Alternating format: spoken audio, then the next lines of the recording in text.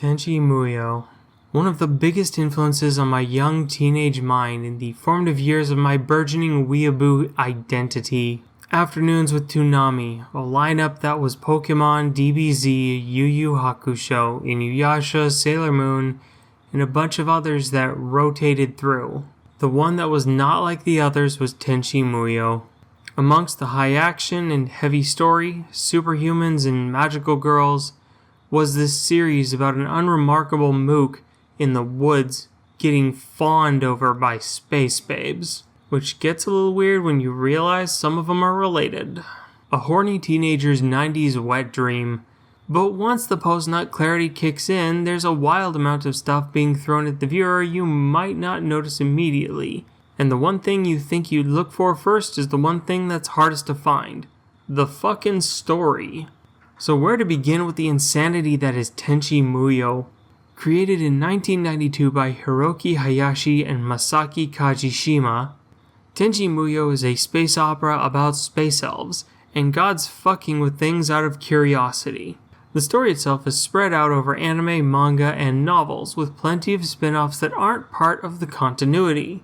That alone can make actually following the story pretty hard, especially when some of the side stories are actually better than the main series but aren't canon to the story. And this confusion gets even worse when you look into the different continuities. Kajishima's original continuity, which he states that all of his works are linked at the corner, which includes Spaceship Agaruter and Masquerade, which are both hentai. Naoko Hasegawa was the scriptwriter for the original OVA series, and he has a continuity all his own. The Tenchi Universe spin-off has its own continuity, and Hitoshi Okuda, who created some of the Tenchi manga, has his own continuity. Then there's the spin-offs that are standalone and don't really add or affect the continuity in any way. They're just completely optional. Another problem with the series is that the story was not released in chronological order, so if you watch or read the series in order of real-world release, you're going to be taking in a story as shuffled as Pulp Fiction.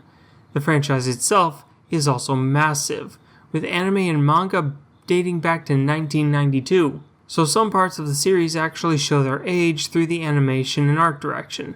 Thankfully, there's a fan wiki with a timeline to show you which series and in what order you can come at it for the most in-world sequential experience. Or if you're just in it for some quick thrills and maybe a good story, you can go the spin-off route and not care about continuity at all. But as far as the timeline goes, just be aware it's fan-made, and you should probably assume it exists outside of any official continuities. So, what's the story about? The base of the story is a dopey, mid-level guy makes a harem of space babes and they cause problems. It's a sitcom rom-com backed by an overarching story that's entirely missable. Sometimes there's a big bad evil guy with dreams of godhood like Kagato, which makes a lot of sense when you understand who Kagato is. Or the Jiraiyan royal family comes to Earth for a visit because Tenchi's grandfather Yosho is their missing prince, which also technically makes Tenchi a prince. Or it leans into Seinya Yamada, who's the MC of Tenchi Muyo GXP. Or Tenchi's half-brother Kenshi being sent to the parallel dimension of Geminar for the War of Geminar spin-off. There's also Tenchi Universe, which tries making a 26-episode continuity off of the first Ryo-Oki OVAs that started the series, then turns into Tenchi in Tokyo. Let's switch gears here. The primary characters of Tenchi Muyo. Tenchi Masaki. He's basically your every kid. The series starts with him in high school. He lives in the city with his dad, but heads to the countryside every summer to visit his grandfather, who teaches him the family's style of swordsmanship. He's not really remarkable in any way, which I think was the point. Make him appeal familiar to the audience, who would most likely be the average Danshikosei. Ryoko is awful. She's a former space pirate who fought with Tenchi's grandfather Yosho. She lost and was sealed inside of a rock. Her introduction shows exactly what kind of character she is, because it's her chasing Tenchi around his school at night trying to kill him and get her power gems back from Yosho's totally not a lightsaber. She destroys the school and then leaves like it's not her fault. She eventually shifts from being a villain to wanting to breed with Tenchi after he saves her life. She's believed to be over 5,000 years old. Ayeka is Tenchi's great-aunt, princess of the Jiraiyan imperial family. She's drawn to Earth to hunt Ryoko, whom she believes killed her half-brother and romantic interest, Yosho. Royal families and inbreeding go together like blue sky and hate mobs. Ayeka is very prim and proper, which puts her and Ryoko at odds with one another. She uses her ship, the Ryu-O, to abduct Tenchi's house. The whole damn house. Because at the time Ryoko was there, which leads to the home's recategorization as a lakefront property just down the hill from his grandfather's shrine. She's also supposedly over 700 years old. I'll just say it now, the Jiraiyans are space elves. And then there's Sasami, Ayeka's younger sister.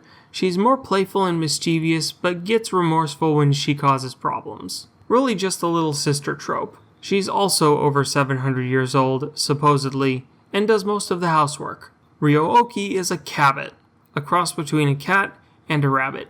She's also a spaceship. Washu is secretly one of the creator gods, and the mother of Ryoko and Ryo-Oki.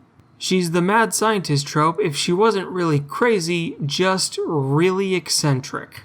And the last of Tenchi's harem is Mihoshi, who's just unfortunate. She's the ditzy klutz who seems to have a fairly high level of luck, so she can accidentally success. Her role is mostly eye candy and comic relief, though she's something of a duke's daughter in the Galactic Union because of her family, the Kuramitsus. They're second to the Jiraiyan royal family in power and prestige. She's also an officer in the Galaxy Police. And in Tenchi Universe, she has a partner named Kiyone who completes the Japanese trope of manzai, being the straight and serious one to Mihoshi's comedy. The art direction is distinct but dated since most of the series was made before 2010, and after 2010 there are large gaps between OVA productions, which kind of helps to amplify the evolution of the method and technique over the publication of the franchise. It's also an ongoing franchise as far as I know, with more being made over time, so there might be manga, anime, and novels that just aren't out yet that slot into this timeline. And seriously, wait till you see this timeline. Be prepared for radical shifts in quality depending on what you choose to watch based on when it came out. The character design is consistent though, so it has that going for it, especially since this happened across multiple studios making the series.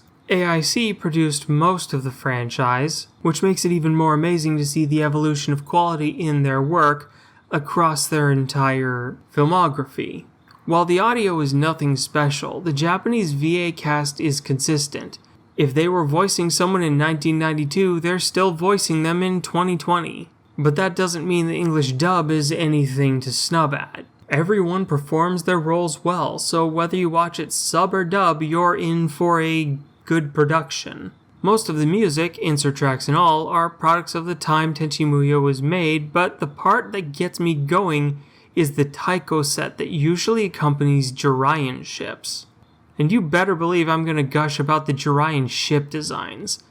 More anime needs good taiko drum lines, but it can get kinda hard to find scenes appropriate for it that aren't historical or heavy fantasy setting. But seeing it happen in a space opera is kinda special since that doesn't really happen. So, the Jiraiyan tree ships. That's why I call Jiraiyans space elves. The Jiraiyan trees are sentient, and in a way pair bond with their selected member of the Jiraiyan royal family. They have generations like normal, but as far as I can tell, are immortal, because they're trees. Also because they're creator god children. But that's another thing with Toonami and it's plot related. The trees get their own sub-dimension terrarium, which usually makes up the core and operating area of the ship.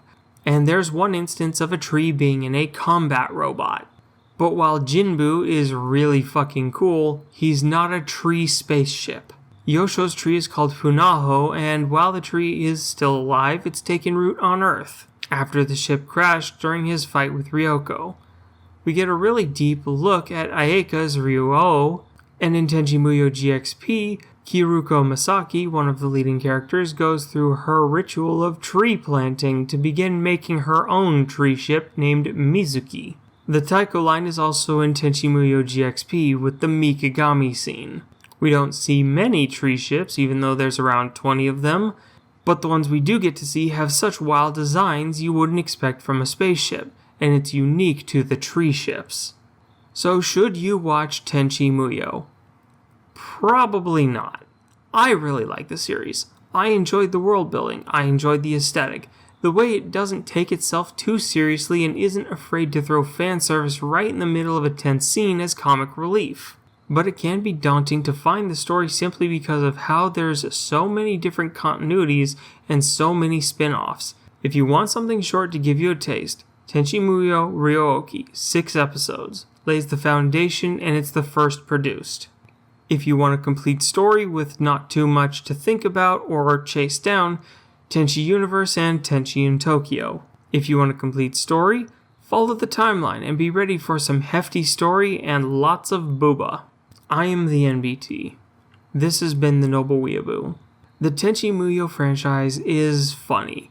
It's kinda dumb at times, but there's booba and an actual story there if you're willing to find it. Thank you for watching.